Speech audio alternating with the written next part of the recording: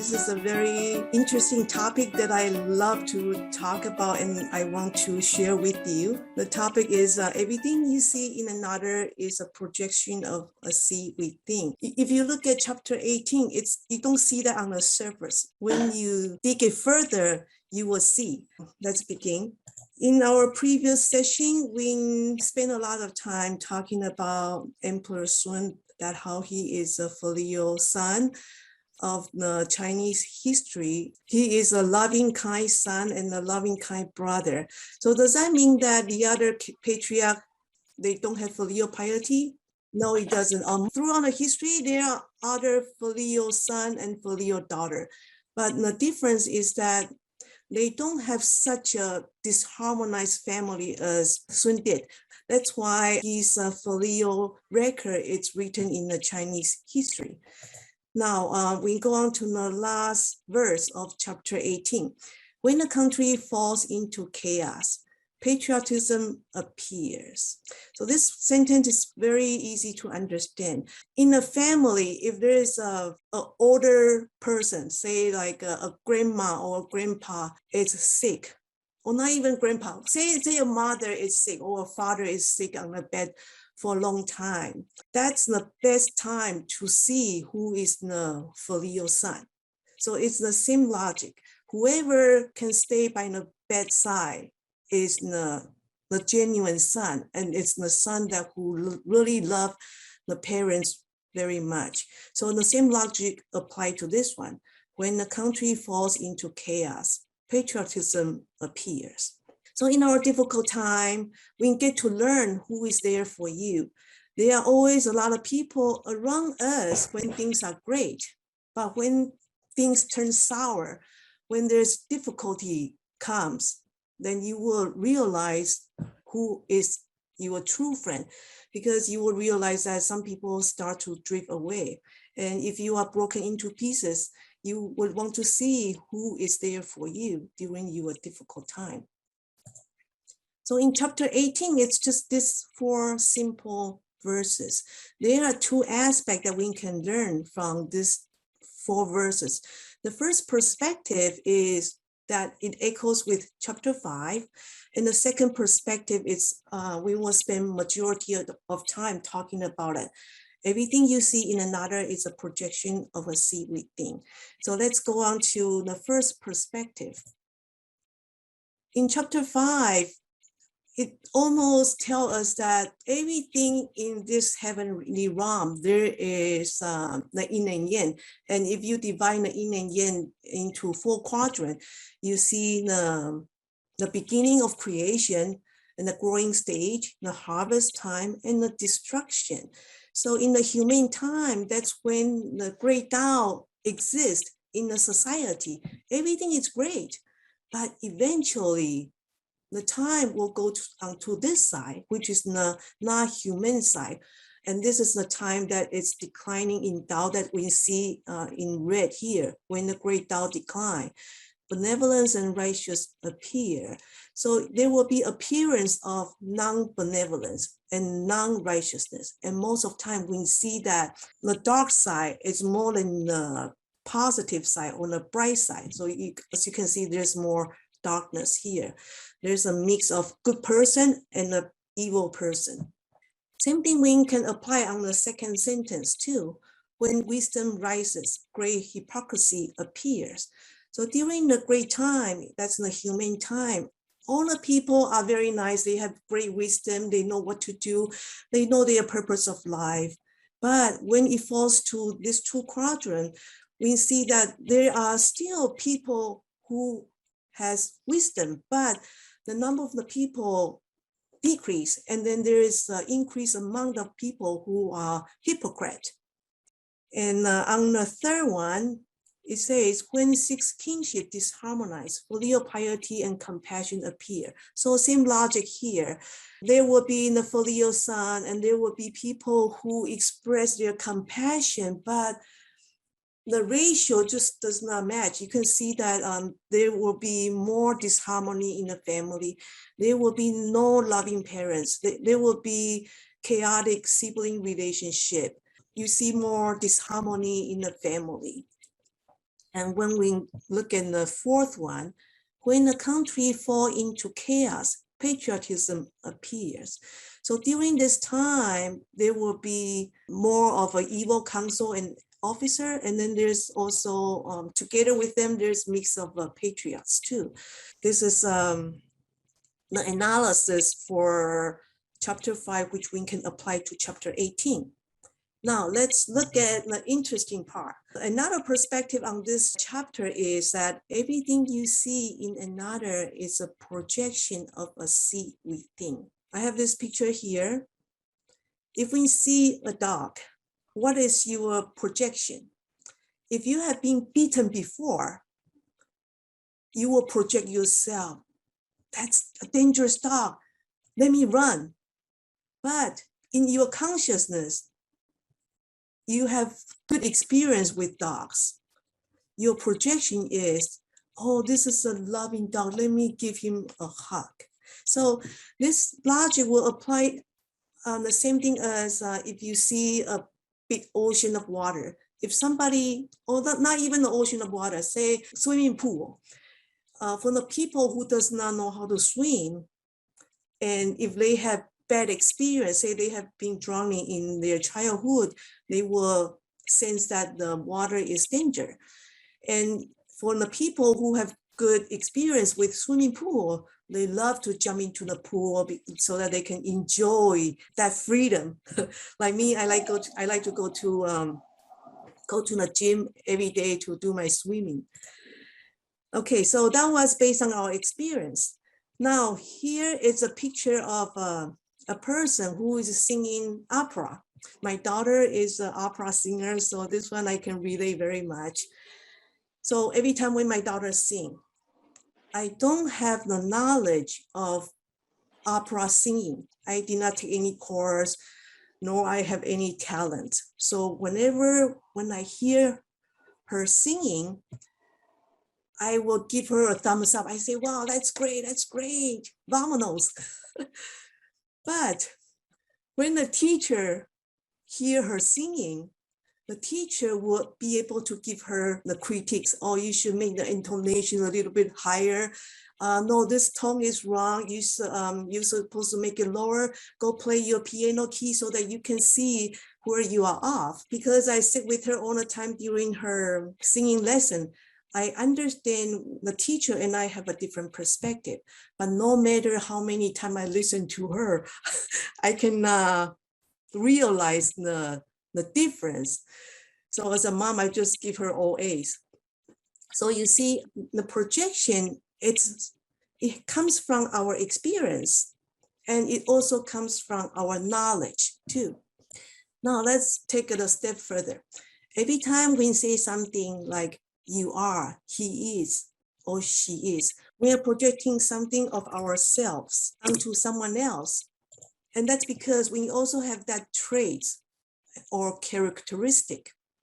In Buddhism term, they call it seeds. For example, if I say no one likes rice pudding, that's because I'm talking from my experience. And everyone is afraid of people. Oh, that's because I have a bad people experience.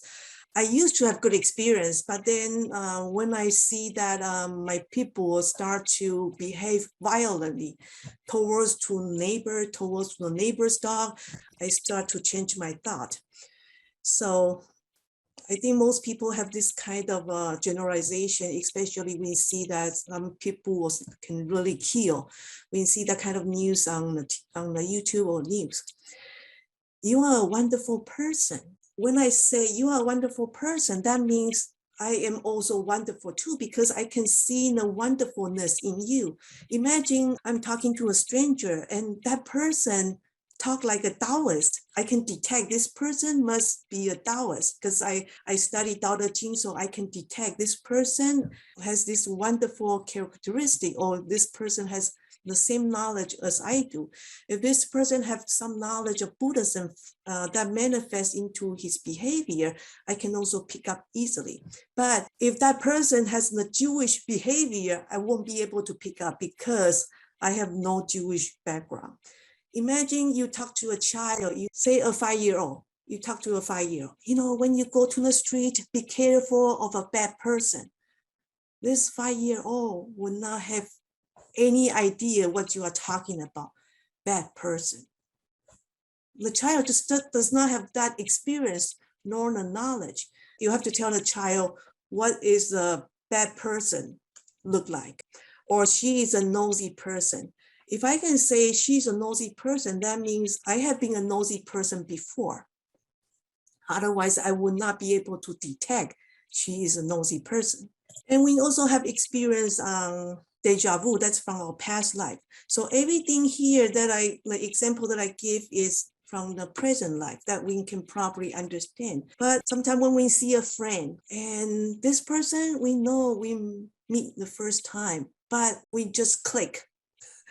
That you see this person, you say, wow, this person is great. I must be his friend or her friend. Or you've been to a place, you've been there, and then this is your first time. You start to think about, wow, this is my first time, but I think I've been here before, but you just don't recall where it come from. So this is the part that we need to study ourselves.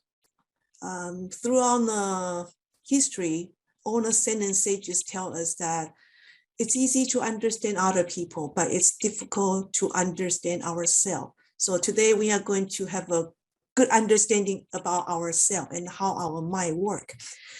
So where does the traits and characteristic come from? Let's look at how our mind works. This picture pretty easy to understand. We have this 5 organ. We can see this objects, and we also have this consciousness. So with eyes, we can see. Without eyes, we cannot see. So this sense allows us to interact with the outside world. But at the same time, it also brings the outside world into our mind. So this is a very important aspect. These 5 organ senses are very important because it can bring you to heaven, and also it can make you a Buddha. And it can also bring you to hell too. We really need to know how to control this 5 organ. So some people might say that, oh, I know how to control my 5 organ. I have my eyes. I can control what my eyes can see. I can control hearing, and I can control my tongue. Really? Do you get addicted on something? And when you see something that you are not supposed to see, do you still craving for it? So these 5 senses, it's really difficult to control in reality, because this is where our attachment comes from, our addiction comes from. There's a lot of teaching on how to control these 5 senses. So don't overlook on the power of this, because they can bring you to heaven or push you to hell. Besides the 5 consciousness or the 5 senses, this is our mind consciousness. In Buddhism, it's called the mano, M-A-N-O. This one, it comes when you pay attention to it. For example, when I'm talking to you, but I'm worried, I cannot hear what you tell me. So my consciousness did not register into my 6th mind consciousness.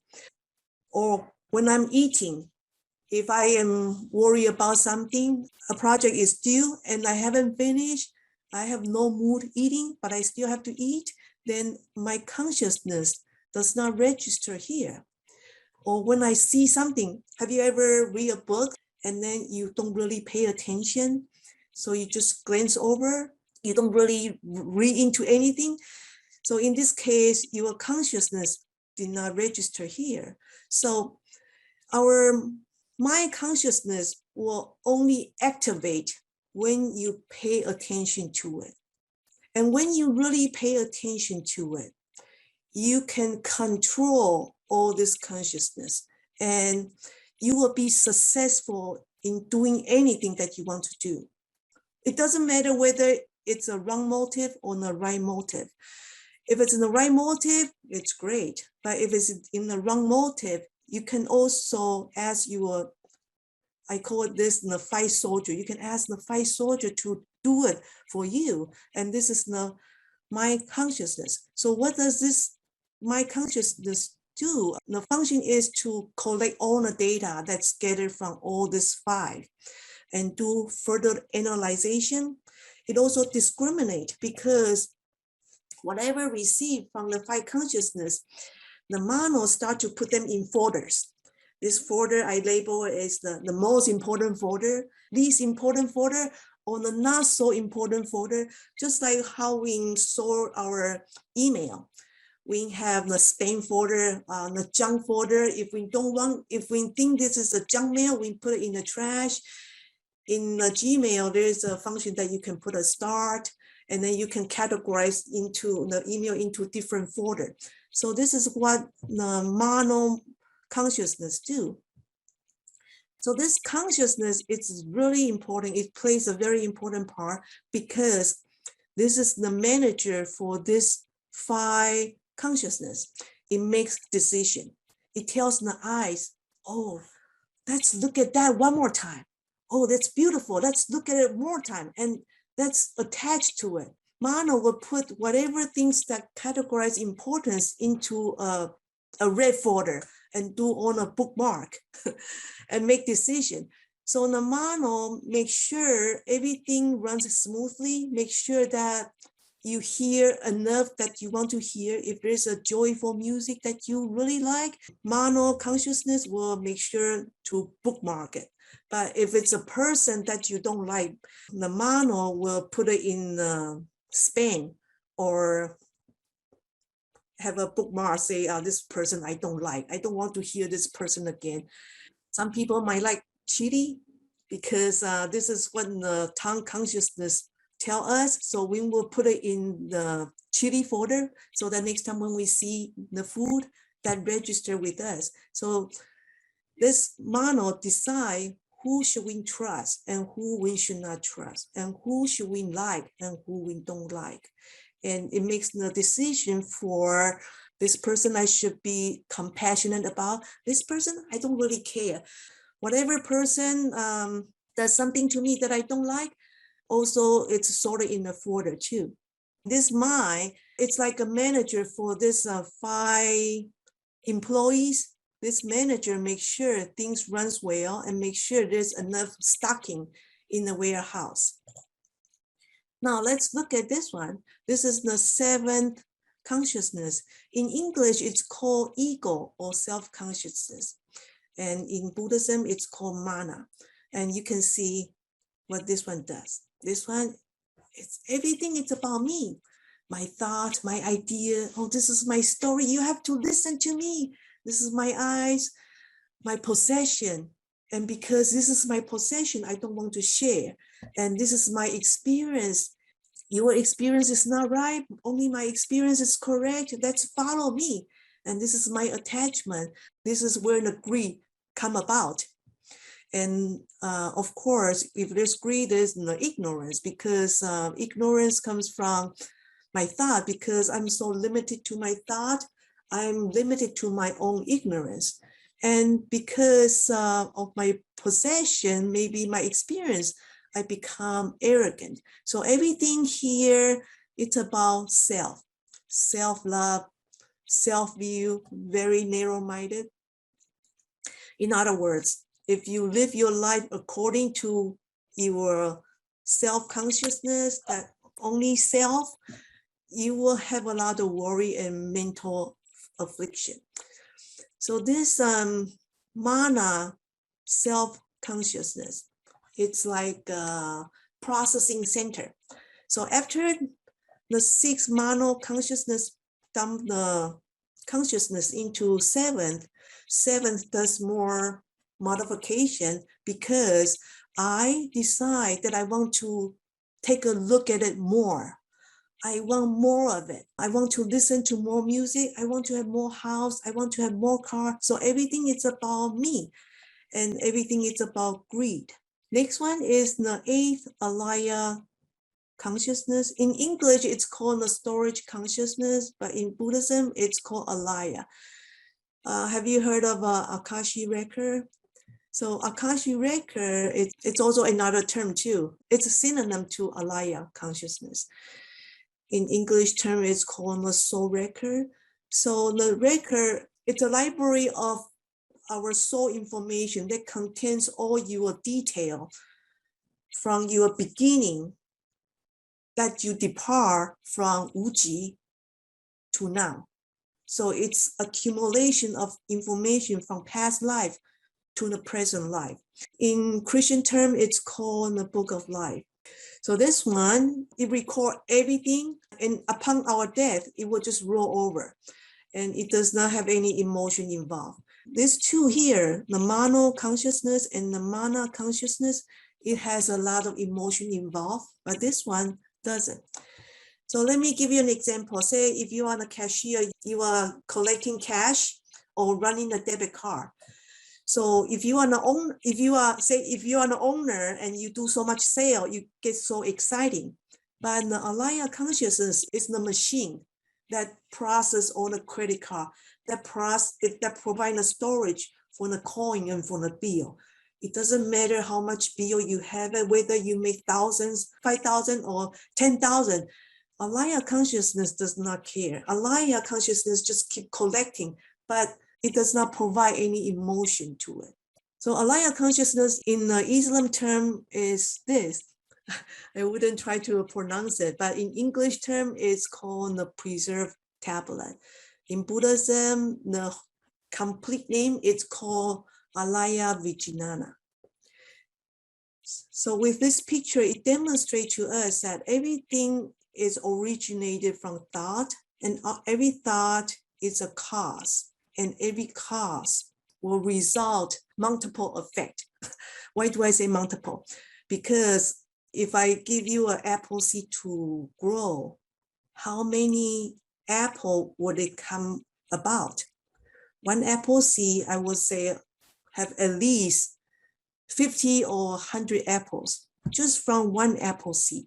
The law of karma tells us that whatever you plant, it will produce a result. But this result, sometimes it's 100-fold. It can be 10-fold, 100-fold. It's going to be a multiple fold, more than what you planted. This is based on the law of karma. I put them into the computer analogy. This is the hardwire processing, because it's something that we can easily see. And then this one is the programming processing. Number 7 and number 8 cannot be seen easily. Number 6, we can see. I want to say that number 6, mono consciousness, it cannot be seen, but if you want to see it, you can see it. Starting from today, when you start to notice how your mono work, you will see it. If you get angry, you can see yourself angry. Then that's the hardwire processing. If you get angry, you are not aware of your anger. That's programming processing. So this 6 mono consciousness can be seen or cannot be seen. It all depends on our individual. A Tao cultivator, a practitioner, we're supposed to train ourselves to look into our mono consciousness constantly. This is the way of cultivation. We need to watch our thought, watch our sensation, watch our consciousness, watch our eye consciousness. What does eye consciousness bring to us? What does the ear consciousness bring to us? And the nose consciousness? We have to constantly watch our thought, isn't it? So if we put it in the computer term, this 5 consciousness will equivalent to the keyboard, because we are constantly putting information into the computer. This one is more like the temporary memory, like when you do the copy and paste, it only do it temporary and spontaneously. 7 and 8, it's more like the RAM, the long-term memory. But this memory, it's huge. Now we can buy the hardware for, say, 100 GB, but in fact, the 8th Alaya Consciousness, it's more than what we can account for. I want to give you a riddle, a riddle of consciousness. So let's look at it together. The 8 brothers come from one embryo. One is smart and one is obstinate. 5 are standing in the front door trading. In other words, they are the 5 salesmen. And one just sit inside home doing the bookkeeping. So let's look at this. The 8 brother come from one embryo. So that means they come from the same place, living under one roof. And this roof is equivalent to our body. So these 8 brothers are all living inside of our body, right? Especially right here in our mind. Who are the 8? This one is pretty easy. I think you already guessed.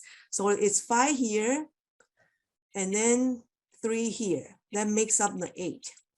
So these 8 brothers, they work together very well because the seventh consciousness or the 7th brother here cannot depart from this brother here because they really need the brother to give them the seed in order to grow. The number 8, it cannot be alone because if number 8 is alone, that will be in a state of wuqi, and it does not apply to this physical realm either. So they work together very well. I have this picture here. I don't know if you can see. This is like a big truck, a big warehouse, and then there's a forklift. So this symbolizes it's a huge warehouse. So in this huge warehouse, it contains everything. And it stores everything that all the other 7 brothers, their data entry, all the collection is dumped into this brother here, the 8th Alaya Consciousness. It details everything, the big one, the small transaction, big transaction. It makes sure every detail is accounted for. Now, one is smart and one is obstinate. Who is the smart one? The smart one is number 6 because number 6 makes all the decision for the salesperson. He tells the eyes, this one you should look a little bit more. That's the very juicy gossip. Let's listen to it more. And then the nose. Oh, this food tastes so bad. I don't think I can smell anything. And then the tongue consciousness, the mano will tell the tongue, this one you should take more, especially when we go to buffet. You can see that it works very well. We should take more of this dish, and sometimes we overeat. So this is how it works. And then, of course, the body sensation too. So this number 6, it will help the 5 consciousness to make sure all things are working well, and you can manipulate the fact.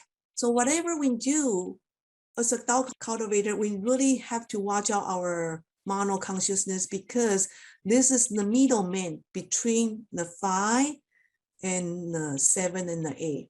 If we can work on this, then things will be easier because it really depends on how we file the data. If we are making the decision, and if we have Tao in the center and we make decision based on the Tao, number 6 will help us to make good judgment. So it's important to watch our mano because, like I say, this one can bring you to heaven or take you down to hell. And who is the obstinate? It's number 7, because number 7 think that everything is me. I'm so important. I even wear the crown. I am the king of my territory. Look at this. This one, the 7th consciousness is called mana. This one is called mano. They have the same last name. So they are very similar. So number 7, everything is about me. A person who is an alcoholic. I just want to enjoy drinking. I don't care about my family. It doesn't matter if I get drunk or not. It doesn't matter this and that, because we all know that people who are addicted into alcohol, if they overdrink, the next day they will not be capable of working. So the people who have this kind of addiction, they care about themselves in that moment. They don't really care about their family. They don't care about their boss. Maybe tomorrow the boss has something that's important for this person to accomplish. But if this person has too much drink, then the next day, this person won't be able to perform, right? So that's mana. Now, 5 are standing in the front door trading. So basically, these are the salesperson. You can see here the eyes, the ear, the nose, the tongue, and the hand. So this 5 consciousness constantly receive information from the organ, and the organ are very busy, look at things, and then to hear the sound, to smell and to taste and to touch. Sometimes we put more focus on one of this. This is the time that sometimes things get screwed up. So we need to make sure that our mano is really in charge of this 5 brother. Because if the 6 consciousness is not in charge of this 5 brother, this 5 brother will become the criminals. I forgot to mention this 5 consciousness, they just do preliminary reception. For example, when I use my eyes and I say, this is great, or I see something that registered in my mind, I recognize this, and then I immediately send this information into my 6 consciousness. And then like the ear, for example, I hear something and I hear the music. It's music goes to the 6 consciousness. Look in the file. Oh, this is the music that you liked before. And I already put the bookmark on it. You should listen to it more. So this 5 consciousness just do the preliminary filtering. And after it's filtered, it's sent to the 6 mono consciousness. Now the last one just sits inside home doing the bookkeeping. So who is the bookkeeper? Is number 8, because the number 8 does everything, has all the collection of everything from the beginningless beginning to now. 5 brother here does all the transaction, right? We know that this 5 brother do all the selling. The selling is like the eyes are busy looking at things, looking at different things. That's the time that our organ are selling things, or our consciousness are selling things. But once we take it into our consciousness and into our manas, then we sell and we buy. Do you see the difference? Originally, we will sell, and then the later stage, we buy. So in our life, we are constantly selling, buying, selling, buying. I listen to you, and then I register what you say into me, and then I talk to you more. And then whatever you tell me, whether it's good or bad, I start buying your language into my consciousness. And we do that constantly. So the 5 consciousness does all the buying and selling, very busy from the moment that we open up our eyes. And the job of Alaya Consciousness is to make sure all the transaction, all the sale, all the buying and dealing are recorded. So the 8th consciousness does not die. It does not age. It lives eternally. It has no birth, no death. It's the true self. When in our session, we sometimes talk about our true self. So this is our true self. And where is our false self? False self is 7 mana consciousness, 6 mono consciousness, and the 5. So if we would differentiate what is the true self and the false self, all this is the false self. False self is not just the physical part. It can also be our mind too. The mind that we put it in a different folder, that we do different marking, we do the highlight. And also everything about me, that's also false self. And the real true self is this one. So number 6 monos also receive the data entry too, but this mono consciousness constantly make change. For example, today maybe I like you very much, but after a few days we get into some kind of argument, I will blacklist you. Then I put you into the do not contact folder, or I block you. So number 6 will change mind, will put you in different folder. But number 8, just it will record everything from the beginning to the end. It record all the transaction. Now the question is, where do our seed come from? The seed come from our present life. We are constantly thinking From the moment that we wake up, every second, we can have a different thought and a different mind that deposit into the sixth consciousness from our five salesperson. And this seed also comes from our past life, because by the time that we take our last breath, everything will roll over to the eighth consciousness. And then when we are born, we carry all our Alaya consciousness over again. Have you ever been to fortune telling? If you haven't been to, it's okay, but I think you get an idea. Fortune telling in hypnosis. Astrology reading, they can also do fortune telling. What happened in your past?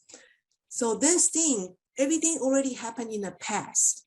This on a seed that we already planted in the past. And if we go to a fortune teller, they can only see, if a good one, they can see what kind of seed that you plant in your past life. But nobody can tell you what's going to happen in you in the future. Am I right? No one can tell you what will happen to you in the future, but they can tell you what happened in the past. And that's because it all depends on what kind of seed we put in from this moment on. So the seed come from our present life, come from our present moment. The seed that has already been planted before this time. But beyond this time, you are going to plant new seed, and no one will tell you what's going to happen to you, right? So it really depends on what kind of seed we put in, and we can really change our life if we understand this concept. And since we are Taoists, we study the Tao Te Ching, we study the Yin and Yang. So I put this picture here. Our Alaya Consciousness is equivalent to something like this. It has the Yin and Yang. Some people have, have more good seeds, some have more bad seeds, but it really doesn't matter. We are in this realm of Yin and Yang. It's constantly changing. So it depends on us how we want to shape our life. It depends on how we put our seed inside. So in terms of the Yin and Yang, this is where I will put it.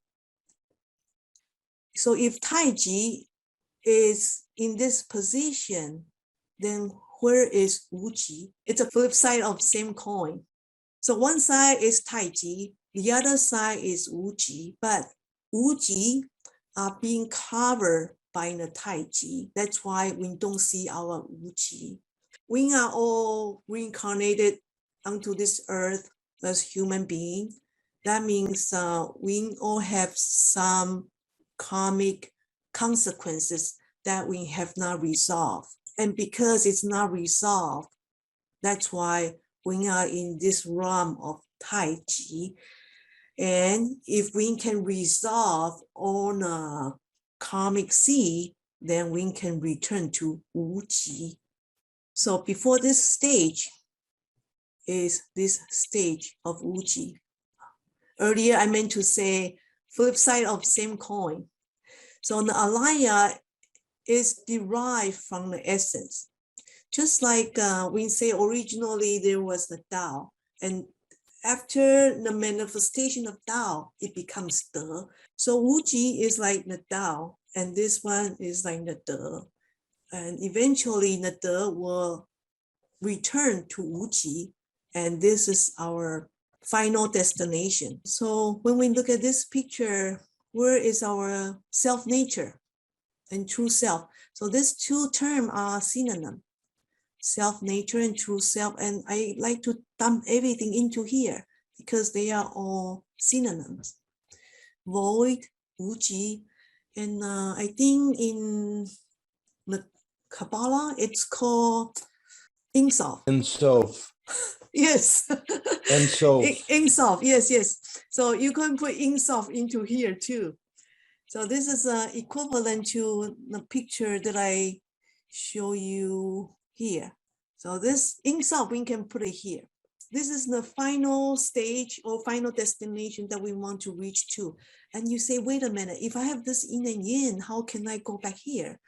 So here, the thing is that the yin and yang is made out of white and black, right? If the black is the bad karma seed, and the white is the good karma seed, eventually we want the white to overcome the black. So white will be more, and then black will eventually be less and less and less and less. And the Taiji will not be so dominated. Eventually, Wuji will manifest. It will reveal. It will reach to this stage. In terms of our cultivation, we want to focus more on our true self. In our life, we do have this. We cannot get away with this. Because in our life, we do need to make certain decisions, what to eat, when we go to grocery shopping, what kind of car I need to drive. If I drive on the freeway, when should I cut the lane, and this and that. So we do need to make certain decisions in our life. But the key is to minimize the differentiation and minimize on ourselves. So it's important to project from true self to false self. So in other words, in our life, we are trained, we are programmed to receive a lot of knowledge. Or even the commercial, the TV commercial, the YouTube commercial, we are in this era that everything is commercialized. There's a lot of enticement, a lot of marketing, want you to buy this and buy that, especially Christmas is coming up. This is something that you must have, and this is something that you must give it to your significant other. So we have so much knowledge that it's imported from here onto 6, and then 6 go to number 7, and number 7 dump to the Alaya Consciousness. But knowing how this works, we want to implement the true self and have the light, have this insult on the Tao installed in our mind so that we can go the other way, go from right to left, instead of having all the external knowledge polluting us. We want to have the Tao knowledge, the knowledge from Wuji, the knowledge from the source to guide us. And where does the knowledge come from? We can get it from our good seed. Sometimes it's difficult to understand ourselves, so we need to have good seed. The good seed comes from reading scripture, reciting sutra. So this will help us to illuminate our true self. And also join a meeting like this with Tao brother and sister. It helps us to understand ourselves. Therefore, the sixth patriarch says, who could have expected that one's essence and true original self be so pure? It's purity with perfection. It illuminates whole time. The energy is miraculous. And this essence is free from birth and extinction. And it's self-sufficient. It doesn't change, and it can manifest the whole thing. This is the statement from the 6 patriarchs. Start to be aware of our mono consciousness. We want to be able to observe our mono consciousness. That's what sets the difference between a Tao cultivator and a non-Tao cultivator. Here I want to show you a picture what happens when we die. When we die, all this will be gone. Number 6, the mono consciousness will rush to merge with 8th consciousness, because all the file needs to be transferred to the 8th consciousness. And then the mana consciousness will have to merge with the 8th consciousness. So everything will dump into the 8th consciousness. And when the mother is pregnant, this is the 8th consciousness. 8th consciousness is what the first thing will come into an embryo. And then there will be a development, slow development of organ, and it will have subtle consciousness. And then during the pregnancy, it will have this 7th consciousness. And when the baby is born, the baby will start to develop the 6th mono consciousness. But keep in mind, when the baby is born, it's very subtle that the baby have this 7th mana consciousness and 6th mono consciousness. In Tao Te Ching, in many chapters, Lao Tzu talk about return to the baby stage, return to purity. In the Bible, it stressed very much that we need to return to the state of child. And there's many saints and sages, they also talk about the child too. So being a child, being a baby, it means that we can still have this mana consciousness, we can still have this mono, but when we are born, it's inevitable that we have all this consciousness, but we want to minimize our consciousness so that we will not be so ego-centered, so much emphasis on ourselves. And don't put too much focus on sorting too. If we sort too much, then we will have discrimination folder. Oh, I don't like this person, I put you into this folder particularly, and whoever I like, I put it in this folder. So ideally, everybody is supposed to be in the same big folder. Ideally, all the human in the same big folder. Human is equivalent to animal species. We should love the human as much as we love the animal. So this is where the concept of oneness comes in. As the baby grow older, eventually this sense will grow stronger. The consciousness will grow stronger due to the family environment, from the parents, from the sibling, also from the education, and also from the culture too. Lao Tzu say, be like a baby. Why? Because Lao Tzu wants us to focus more on this side and minimize on this side. If you can minimize on this two consciousness, then the 5 brothers, the 5 salesperson would not have so much impact onto your cultivation. And in Lao Tzu's scripture, he also talks about, in many areas, talks about abstain or restrain knowledge from outside. So by looking at the diagram, you understand what he means. So this 5 brothers, the 5 salesperson does all the selling and buying, selling, buying. That's why we have so much mental affliction. That's why we have so much attachment, so much misery. So if we understand this, then life can be much easier.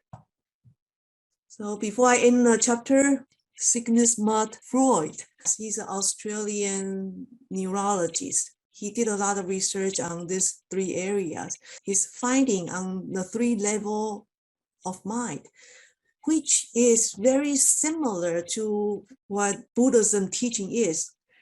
And Buddhism teaching talks very detailed about the mind, and that's what we talk about, the 6th consciousness and the 7th consciousness and the 8th consciousness. So the conscious mind on the surface level is the 5 brother in the mono consciousness. So it's the first 6. This one, the pre-consciousness mind, is the 7th consciousness. It's more of everything is about me, myself, and I. And then the last one is the unconscious mind, which is very subtle, cannot be seen at all. Sometimes we make decisions, we thought it's based on our mind, but in fact, it's the Alaya seed that we planted in our previous life. So this is an illustration of the sprouting view. The 5 brothers are outside of the circle, and the 8th store consciousness has a lot of seed inside. Number 7 is in the middle. Everything is about me. Everything is about me, myself, and I. And number 6 is the manifestation of seed. This is more of a mental formation. Our memory has a lot of seeds that's waiting to be manifested. So it's very important to watch our consciousness. Number 8, it's very hard to detect and very hard to be aware of. So now let's go back to chapter 8. When the great Tao declines, benevolence and righteousness appears. When wisdom rises, great hypocrisy appears. When 6 kinship disharmonize, filial piety and compassion appear. When the country falls into chaos, patriotism appears. If you look at this chapter, This chapter has nothing to do with me. It's just talking about society. But we need to look at this chapter from the society perspective and what does it affect to me. So let's start from the society perspective. So when the Tao decline, we perceive on the surface level, there's an advocacy of benevolence, there's righteousness, and there's people who advocate this and advocate that. We need to be a good son. We need to be loyal to our country. We need to love our animal.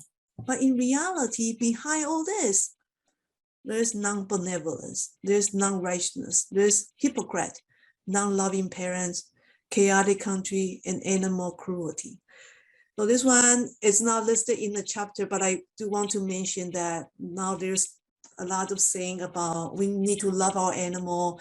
People advocate on vegetarianism, veganism, plant-based diet. We need to protect our environment. So when people talk about this, behind it, there is the fact of animal cruelty. So we need to look at what is behind it, because there was the seed. There's a seed of animal cruelty being planted. There is a seed of all this. That's why we see the projection. From the personal perspective, this is based on the first phrase here, when the great Tao decline. So from the personal perspective, it means when we are depart from Tao, we perceive other subjectively. Because we all have the sixth consciousness and seventh consciousness, we are all equipped with our body. It's impossible for not putting things in the folder. It's impossible for not identifying ourselves. It's impossible to look at things objectively. Therefore, we tend to look at things subjectively. We are made that way and we are programmed that way since we are brought up. So it's natural for us to look at things not objectively. And because everything is based on our experience, and we all have experience analyzing the situation, how to judge people, we all have that experience. But to change the projection, we have to change the seed. So it's possible to change our life. In order to change our life, first we need to change our projection. And when we change our projection, that means we need to change our seed. We need to add more good seed and eliminate bad seed. And what are the good seed?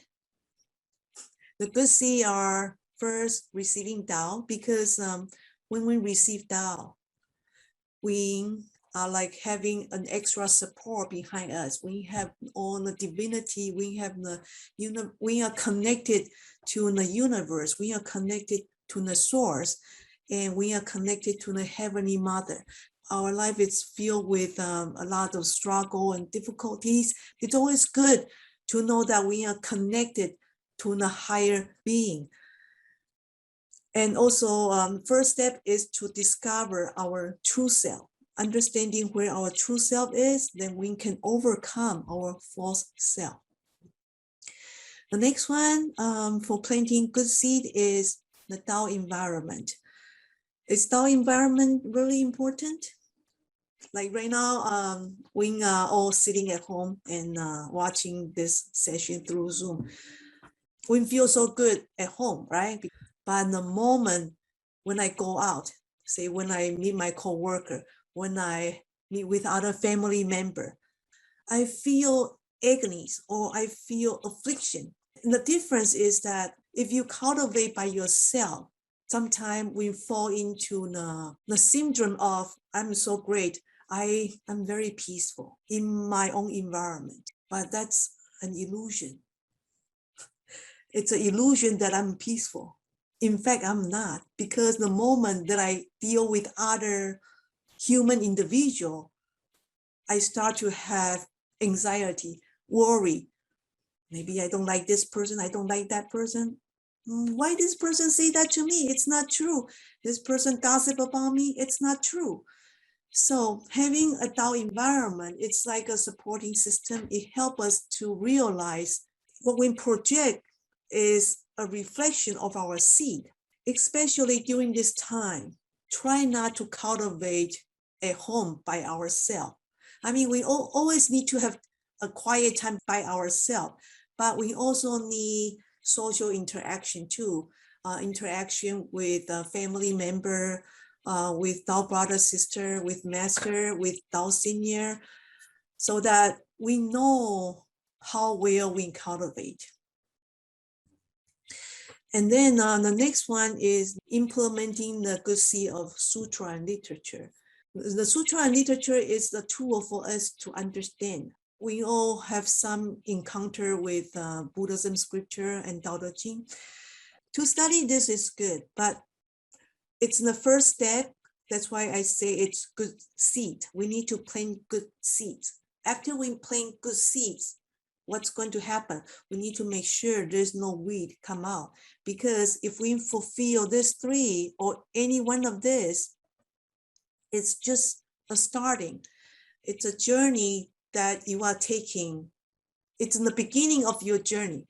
Whether we study in the Heart Sutra, or the Diamond Sutra, or the Tao Te Ching, it's not about how much I believe in the Buddha, how much I believe in Tao, how much I admire Lao Tzu, how much wisdom that I can put into my brain. This is, to me, is like blind faith. We cannot just believe in Tao Te Ching. We have to practice it. Shakyamuni Buddha gave a very good example, especially in the Heart Sutra. In order to go across the shore, you have to row your boat, and then you have to pick up a raft, find a raft, and then you start rolling the boat to the other side of the shore. If you just have so much knowledge on the sutra, on the literature, and you don't pick up your boat, you don't practice it, you don't practice by going out with the society, and you just stand by the shore, then nothing can accomplish. Shakyamuni Buddha tells us that we need to start to get a boat or hop onto a Dharma boat or a Tao boat. Here we have this Tao Te Ching boat. roll up your shoulders, start rolling. So eventually you will get to the other side of the shore. So just having faith is not enough. You have to literally practice it. You have to walk on this path. Because if you just believe in Buddha, believe in Lao Tzu, believe in God, it's not enough. We need to practice it. I conclude my session on chapter 18. And in my next session is chapter 19. If mistakes were made or said during today's sharing, I ask the forgiveness from the Heavenly Mother, Buddha Maitreya, Jigong Buddha, Sizun Simu, Patriarchs, Grandmaster, and Senior Master Li and Junior Master Li. Thank you for your participation.